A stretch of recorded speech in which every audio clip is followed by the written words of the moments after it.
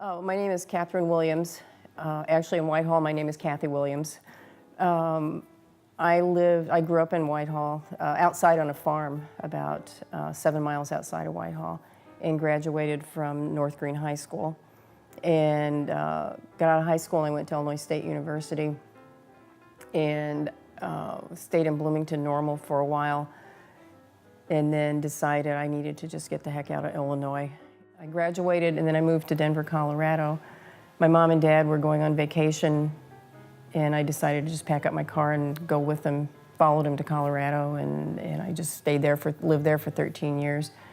And I got married there, and my ex-husband and I both worked in the oil industry, and we were having a great time until the oil bust hit, and then we ended up in Dallas, Texas, and then we were there for a year, and then we moved to Houston, and I was there for the last 25 years, and retired from Marathon Oil Company in 2013, and I don't know how this happened exactly, but for some reason decided, well, I think I'm going to retire and move back to Whitehall. And it was probably like, I'm surprised it wasn't a headline in the Whitehall paper. You know, it's like, she's coming back. She's been gone 40 years, she's coming back. So why did I decide to come back? What helped me to make that decision? I don't even, I'm not even really sure when the decision to move back here first popped in my head. And it had a lot to do, I know, with my mother passing away. And I remember and I really didn't like Houston. I was there for business. I was there because if you're in the oil business, you're in Houston.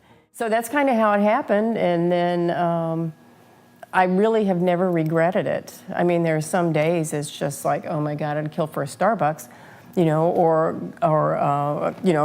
a long list of any of the restaurants that I like. But there's so much plus to it that, all of that doesn't seem to matter.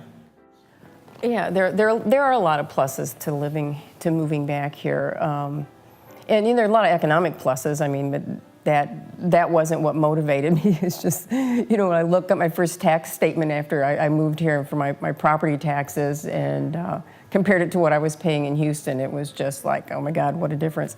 But that wasn't what motivated me to do it. The pluses, the real pluses are, I get to hang out with someone who's been my best friend since, I was like a baby, and my friend Mike Painter, and so we just kind of picked up right where we left off.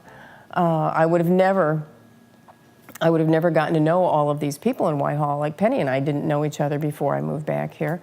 And when I moved back here, the first thing I did was come to the library, just because this is where I'd always been coming to my whole life, and got to know Penny and joined some organizations.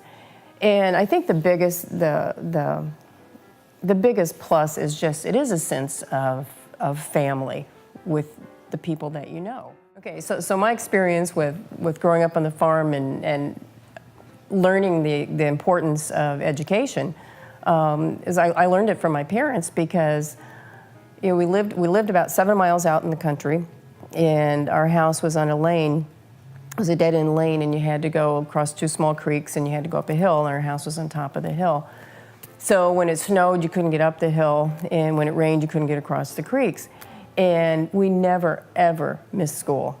And it didn't matter if the creek was up. My father would put us on the tractor and take us across the creek, and then the neighbor, Ed Hobson, would meet us on the other side, because they had a real bridge. And they'd meet us on the other side, and then he would take us into school. And, we'd be soaking wet, and we'd be probably muddy and stuff, but, we went to school. My father didn't graduate from high school, and my mother graduated from Whitehall High School here in town. They were both from Whitehall. But they had such a value on education, and they let us know that from forever. I mean, I used to come to the library all the time, and yeah, so this is gonna make me sound like I'm a million years old, but on Saturday night, the farmers would always come into town, and Mom and Dad would go do something, I don't know, and then Mom would bring my sister and I to the library, and we'd get our little chairs, and we'd sit in this library, and we'd read our little books, and that's just what you did. And, we became a big family of readers, and the whole family still is. So I can go back to even further beyond going to school here. So when I grew up on this farm, it was for my first 3 years of school, we went to a country school, which makes me sound like I'm like a million years old, but we went to a one-room country school. And it was my friend Mike Painter that I mentioned before. And there were 6 grades, and there was one other person in my class. Her name was Cathy George. And every class had, like, I think the most was like 3 kids or something. And so we had this one-room schoolhouse with a teacher that was just the one teacher for all the classes, and the kids would go up to the front when it was your turn, and then the rest of us would sit back there and study, and if you were having problems, one of the older kids would come and sit with you and help you with your work. And it was the same school my father had gone to when he was a kid, too.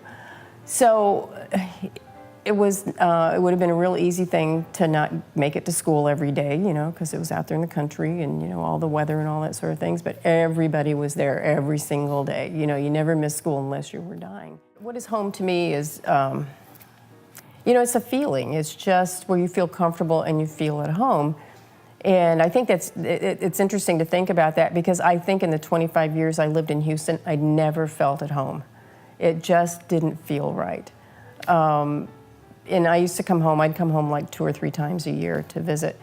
And to me, it was just, like when I first decided to move back here, I remember I came home and it was a fall weekend, and they were having like a fall festival here in the park. And so a friend and I, who had known since the 4th grade, we walked up to the festival. And it was just the feeling, the quiet and the fall, and the people that you know, and it was just a feeling of peace. It was very peaceful. The thing that's really nice about being home, too, when I go for a walk a lot of times around here, there's a woman that lives on the corner here, Kate Taylor, and Kate's 92, and she grew up with my mother. So I'll go over in the park, and I'll be walking, and I'll call Kate, and I say, you feel like having company? And she'll say, oh yeah, come on over. So I go over and I sit and talk to her, and she tells me things about my family that I didn't know, and we reminisce about things that, you know, have gone on forever, and that just feels like home. So, yeah, so what it feels like living in my mother's house now, and I still refer to it as my mother's house. Everybody in my family still refers to it as Mom's house or Verda's house or whatever, which is fine. So when I moved back and decided I was going to do this, the only part of me that was kind of hesitant was because I had just spent a fortune remodeling this 1964 ranch-style house in Houston and turned it into like my dream house. But house prices were up, so I sold my dream house happily. So being in my mom's house is part of what makes me feel home here. Not just the actual physical house, but it's just got the feel of being home. And it's like when she passed away, we first were going to sell the house. It was like, you know what, if we just sell it, we'll just get rid of it, and then we won't be sad anymore, it'll be gone. So you're going to make me start crying now. So